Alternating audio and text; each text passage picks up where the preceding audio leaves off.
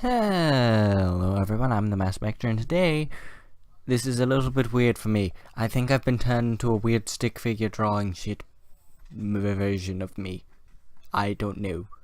But I figured this might be a good time, especially considering the fact that Crove said that it might be a better idea to animate the Eclipse town than do recap videos like I normally did. So, having index animation because I really can't get the animators to work well with me drawing with a mouse. But anyway, I do believe I was about to talk about the D&D session. So in the last D&D session, of course, they were left in the rock lair in their cave, and they were there. And Snickerson Sanders, and yes, he has a skull for a face because screw me trying to draw eyeballs. And besides, he always has the face paint on anyway, so screw it. And he might kill me for saying this. He might not care. Legitimately, the moment that we had his character completed and like the level and his class picked, if I remember correctly, I believe the first word he said was, try and find a picture that looks like Dr. Facilier from Princess and the Frog. It was something along those lines. But still. Where was I? Oh yeah. And he found a sword. And, yes, after examining it while during this session, this is where the session starts, the sword started talking to his mind hole. And his mind hole was hearing the sword, and they had a basic back and forth conversation. But to sum it up, it basically said, this is the sword speaking right now, I'm too fabulous for you, darling. Darling, you're just barely fabulous enough for me to actually care about you. Are you sure you can be fabulous enough to actually be worthy? And that's basically how the conversation go. After he said yes and no and asked questions of the sword, and he picked a command word for the sword's ability because it's a dancing scimitar, so it just attacks upon its own volition if you say the command word, which is very, very nice. But yeah, and he figured out the sword's name was Medason. So if you couldn't tell already that I made that Sword and Undertale reference, I will write the name out, and then I will write below it what it's based off of. I mean, I can't get any more clear than that. So, after all that happened, they heard a loud... This is all happening during a long rest, by the way. They heard a loud, screaming, screeching that sounded a little bit like this.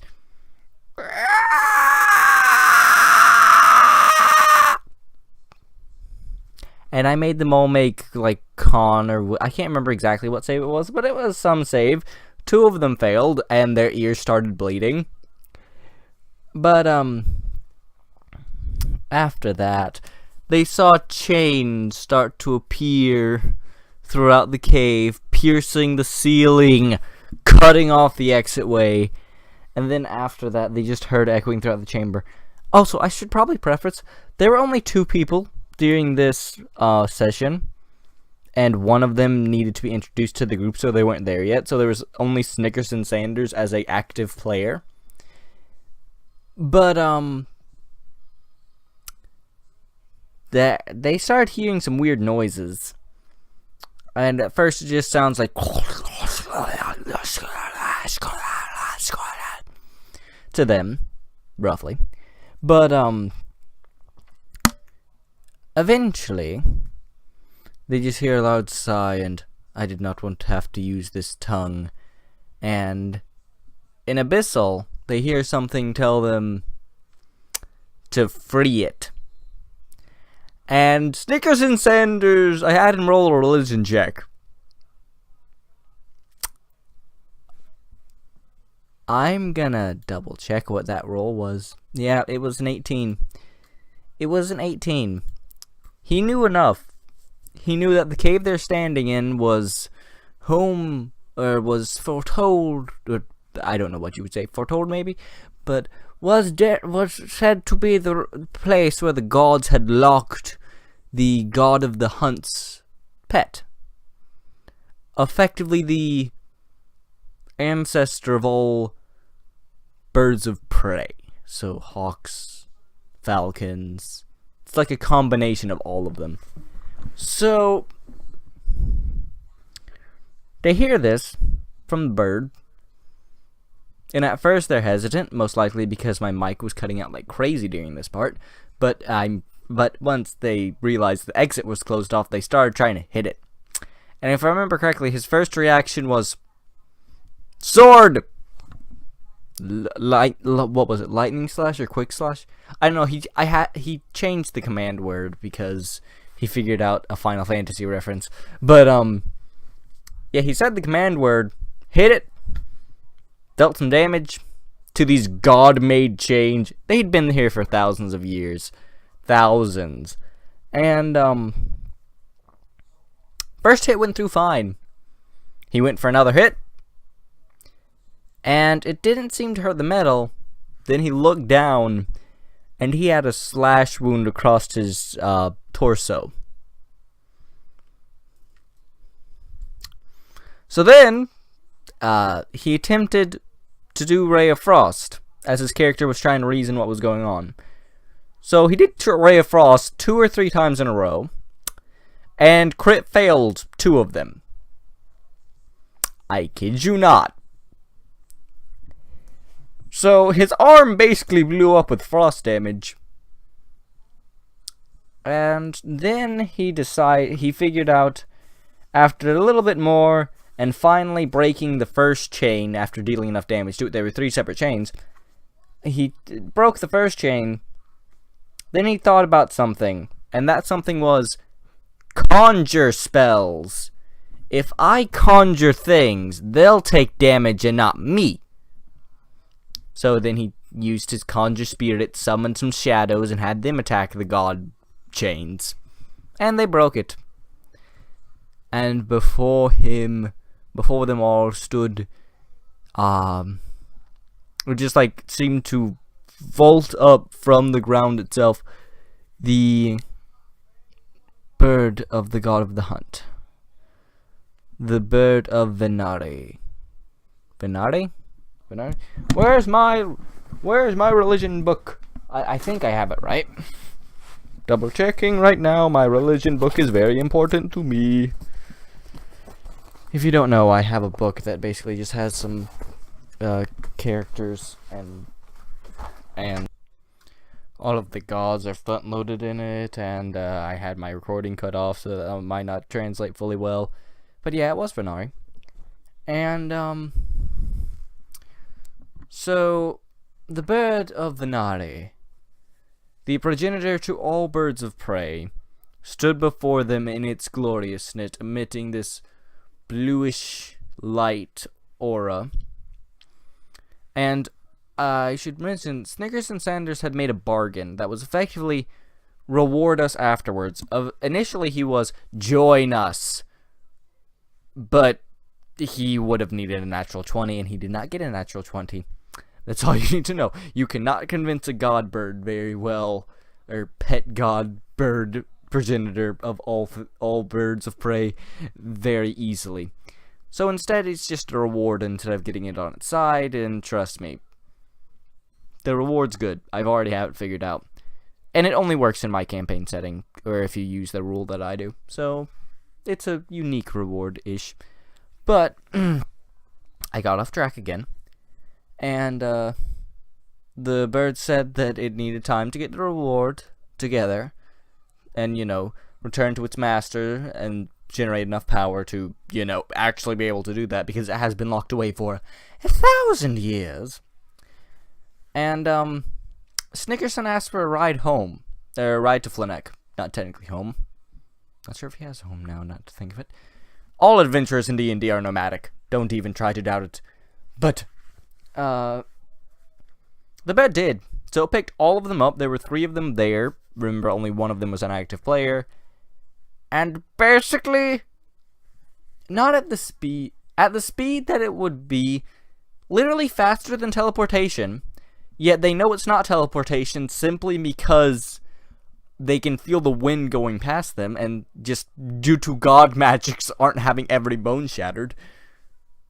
Legitimately, they tell the rough direction of where it is. The bird looks in that direction, seems to be staring right at the town, through walls and trees and everything, and just goes, picks him up in its claws, just all the way to the town in an instant. And then after that, it leaves to start preparing the reward. What happened next? Oh, I know what happened next. Snickerson decided... Well, as I said, he was the only active player. So, the other two shoot off to go back to Azur, the Demon King, to inform of stuff. And, around this time, I switched over to the new characters, the new introductees vision, who had a Veldikin wizard. And this Veldikin wizard, I had him meet with Azur for, like, reasons of trying to get something to do, and basically just wait there while we finished up the rest of this before Snickerson got there to collect on the reward. But the way this worked was, once that happened, and once we went through that little interest, we switched over back to Snickerson vision, which was happening at roughly the same time. And Snickerson, if you've seen the episodes, or even if you haven't really, has started to make a somewhat relationship with a green dragonborn named... I used to have these names memorized, but my brain is just pudding today, isn't it? Come on. Ah, yes. Vrandrana. And they had their nightly encounter. No, get your mind out of the gutter. That's not what happened. Okay, where was I? Oh, yeah. So, the Vranadran was the alchemist of this town, of the town of Flanek. Snickerson did not know that up until this point, and was presented with a very ornate potion that was a deep red. And it was revealed to him that the potion was a superior... It was like second from max level healing potion, plus it cured all status effects. Like, all magical status effects, blindness, and anything like that, it would cure. Any conditions like that, it would cure. Except for, being restrained by rope. And he denied it, because he said it was too much. And as they had that conversation and talked a bit more, he went out the door. And unbeknownst to him, Verna slipped it into his satchel without his knowledge. Because she rolled stupidly high on sleight of hand. And has a high dex due to being a potion maker. And... What? No one... Okay, I have to bring this up now. No one texts on the Eclipse Town server when I need them to. But the moment I start recording, when I'm recording, that's when someone texts on it. Why? Okay, where was I? So, after that encounter, Snickerson went back to Azur, relayed the information of what happened, relayed about the god bird, relayed about the rock and the material and the mad man known as Drula Sahome, and I need to stop saying that quickly, because the more times I say that quickly, the more I just think, sup, homie? I don't know why. My brain's just fucked. But after all that went down and they relayed all the information, they got their reward, and I warned them, have your mouse on the gold tracker, and this will blow your mind. They did not believe me. Or maybe they did a little bit, but not as much as... They didn't prepare enough. I can tell you that much. Because Azure sent Mav off to the vault to get something, and Mav presented each of them. This is not the entire party. This is each member of the party, so this is 3 times the amount from the vault. So just think about this. So one person has on them, I know I'm building this up, but it's insane, 10,000 gold pieces. It was literally enough that Snickerson Sanders was over carrying capacity on coins alone. Luckily, there was a bag of holding as well. It is now a bag of coin purse. It's a lot. And, I wish I had recorded Crow's reaction because it was priceless. Oh, God. But yes. After all that, they of course were told of the next mission, along with their new introductee, being the new character who was waiting in the corner quietly while this was going on. And, you know, Snickerson and the new person, their characters, I mean, the people know them, but, you know, the character interrogation that always happens when you have a new character introduced into the party. So all that happened. And I realized I made a terrible error. An error that should not have happened. Never in my life. I don't know why I went into Emperor Palpatine, but I did. So here we are. But anyway, the Velkin wizard, when we were making him, I was putting in all the spells by drag and drop from Roll20. Due to an error on my part, as well as Roll20's, quite a few of the spells did not have their descriptions, effects, attacks, or anything. They were just blank with names. So he was kind of missing like half his character at least. He is a war wizard, so he had a few effects, but still. And, you know, they went through the thing. After a bit of convincing from Snickerson, the Zakai? I think he pronounced it Zakai. Zakai, the Veldican wizard, decided, after a persuasion attempt that he failed his resistance on, to join in a performance with Snickerson for room and board for the night. They then went to the Demon's Drink Tavern, which is, it's a tavern. It's the hub for all information and knowledge and good times. I mean, why wouldn't you be there? But, seriously though, they went there, they did their performance, and you know what their performance was? You know what it was? A fight!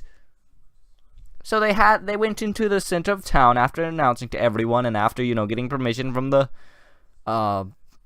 person running the bar.